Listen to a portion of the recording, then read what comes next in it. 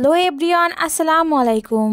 আমি আপনাদের সাবরিনা আপু আবারও চলে আসলাম একটা নতুন ভিডিও নিয়ে। তো সবাই কেমন আছেন? আমি আল্লাহর রহমতে আলহামদুলিল্লাহ ভালো আছি। তো আজকে আমি আপনাদেরকে আবারও একটা রেসিপি ভিডিও নিয়ে চলে আসছি আপনাদের মাঝে। আজকে আমি দেখাবো এই তো হচ্ছে বিভিন্ন রকম মাছ দিয়ে কীভাবে আমার আম্মু পাতাকপি চচ্চড়ি করে সেটা। তো প্রথমে তো দেখলেন মাছগুলো ভালোভাবে লবণ আর হলুদ দিয়ে ভালোভাবে ভেজে নিয়েছি। বেশি কড়া করে কিন্তু ভাজি নাই, কড়া করে ভাজলে বেশি ভালো লাগে না। তো আমি তো সব সময় দেখাই যে আমার হচ্ছে যে কোনো রান্নায় আমি মাছ ভেজেই রান্না করি, আমার কাছে কষিয়ে রান্না করলে ভালো লাগে না। তারপরে এই তো পেঁয়াজ আর কাঁচামরিচ একটু লাল লাল করে ভেজে নিয়ে তারপরে হচ্ছে পানি দিয়ে দিয়েছিলাম, আর হলুদ লবণ মানে যাবতীয় যত মশলা আছে সব মশলা দিয়ে দিয়েছি। শুধুমাত্র খেয়াল রাখবেন যে আমি কিন্তু কোনো মাছের তরকারিতে বা কোনো এই ধরনের তরকারিতে অল্প একটু সামান্য হচ্ছে শুকনা মরিচের গুঁড়া দেই, যেন কালারটা সুন্দর আসার জন্য। এমনিতে কিন্তু আমি কাঁচামরিচ দিয়েই রান্না করি, আর কাঁচামরিচ দিয়ে রান্না করলে স্বাস্থ্যের জন্য উপকারী আর খেতেও অনেক মজা লাগে।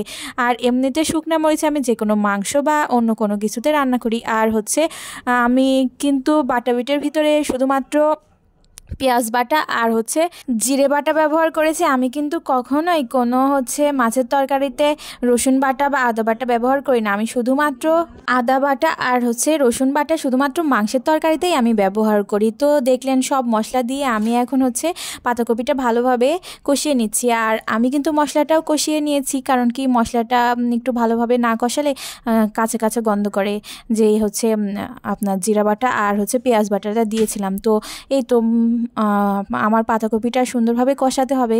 যা আর আলু, আমি এখানে আলু ব্যবহার করেছি, কারণ কি শুধু শুধু পাতাকপি খেতে ভালো লাগে না, তাই হচ্ছে আলু দিয়ে পাতাকপি দিয়ে ভালোভাবে মশলাটা কষিয়ে নিচ্ছি পাতাকপির সাথে। আর হচ্ছে কষানো হয়ে গেলে আমি পরিমাণ মতো ঝোলের পানি দিয়ে দিব।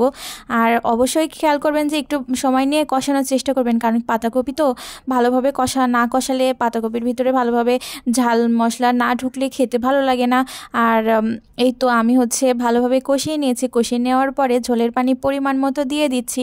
দিয়ে দেওয়ার পরে আমি হচ্ছে যখন হচ্ছে পাতাকপিটা একটু মানে পানিটা একটু বলক উঠে আসছে, তখন হচ্ছে মাছটা দিয়ে দিচ্ছি উপর দিয়ে।